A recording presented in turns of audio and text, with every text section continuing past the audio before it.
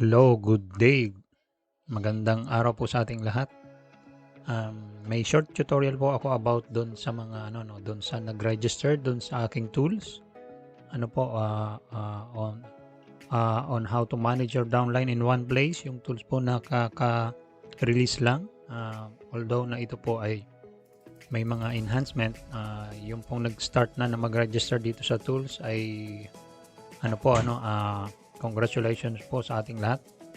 Napakalaking bagay po nitong tools na ito at magagamit nating lahat sa ating mga member at para ma-monitor natin lahat po yung ating mga kasamahan dito sa IFG.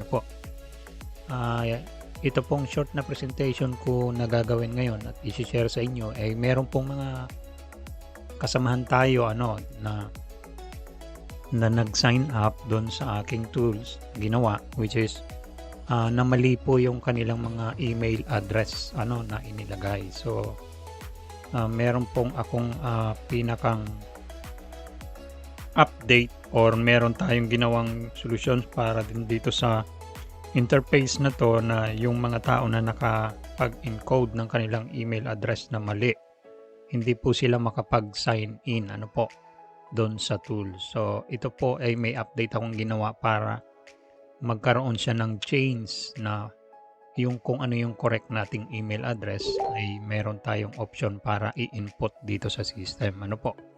So ganito po yung kung namali po yung inyong mga in-encode na email, yun din po ang inyong ilagay doon sa inyong sign in. And then kung ano yung password na ginawa nyo nung first time na nag-sign up kayo, yun din po ang ilagay ninyong password. Okay?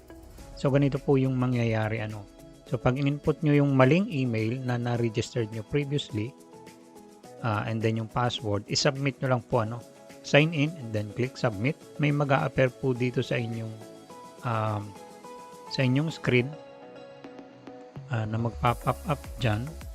Okay? Ang sinasabi dyan is user is not yet activated. So hindi po kayo makapag-login kasi nga hindi pa activated yung inyong email na in-input nung during sign up kasi mali. So bakit po? Kasi po yung pong email nyo hindi nyo ma-access kasi mali nga yung in-input nyo nung nag-registered kayo during sign up. So ito po ay merong option dito sa baba na change email. So i-click nyo lang po yan dyan. So itama nyo na yung inyong email, change email. Ngayon i-input nyo na yung talagang correct nyo na email kasi na mali yung registration nyo dati. So, i-input nyo yun dyan, and then, i-press nyo yung resend. So, pag na-press nyo yung resend, meron tayong marireceive dyan na email. So, email sent to your new email. So, yan, successfully, yung correct na email na. Okay, so, i-press OK nyo lang po yan. And then, i-check nyo na yung inbox nyo. Meron po dong link para i-activate yung inyong registration dito sa tools na ito. Okay? So ganun lang po kabilis at yung mga namaling pag-encode nung kanilang email address during the sign up doon sa tools.